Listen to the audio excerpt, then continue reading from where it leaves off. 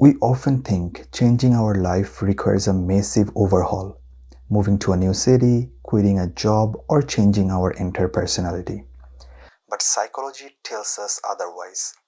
It tells us that massive success is usually the lagging measure of tiny daily habits. Hi everyone, I am Jahid.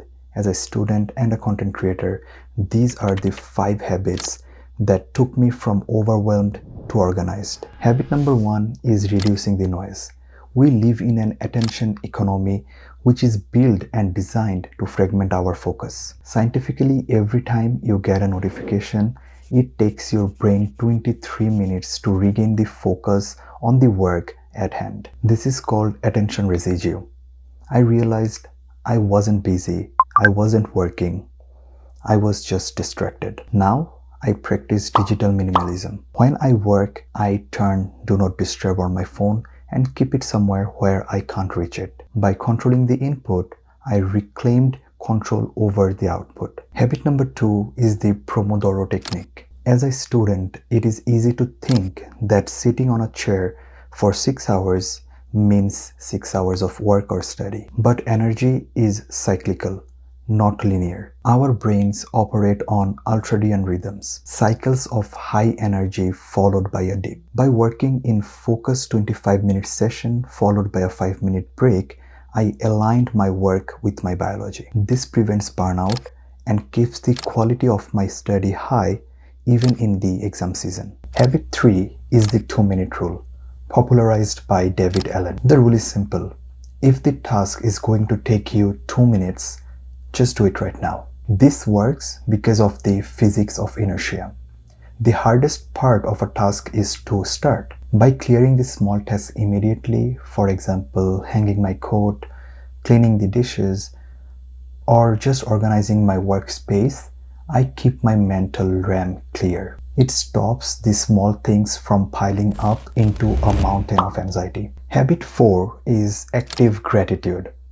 It sounds cliche, but the science of neuroplasticity backs this up. Our brains are wired to look for threats.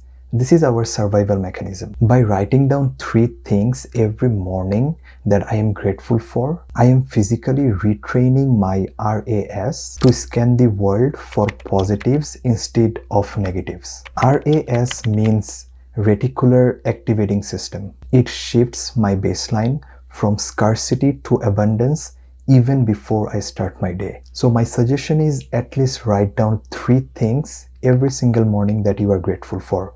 Okay, if you can't find 3 things, write down 2. If you can't find 2, just write down 1. But write down something that you are grateful for. And finally, habit number 5, smiling. There is a concept called the facial feedback hypothesis. It suggests that facial movement can influence your emotional experience. You don't just smile because you are happy. You can become even more happier just because you smile. When I'm stressed or feeling low, I force a smile.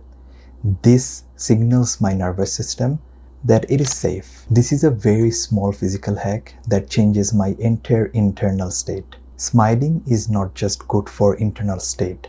It is also good when you are communicating to others. If you go and meet your friend without a smile and you are just communicating with a very straight face, it seems weird, right?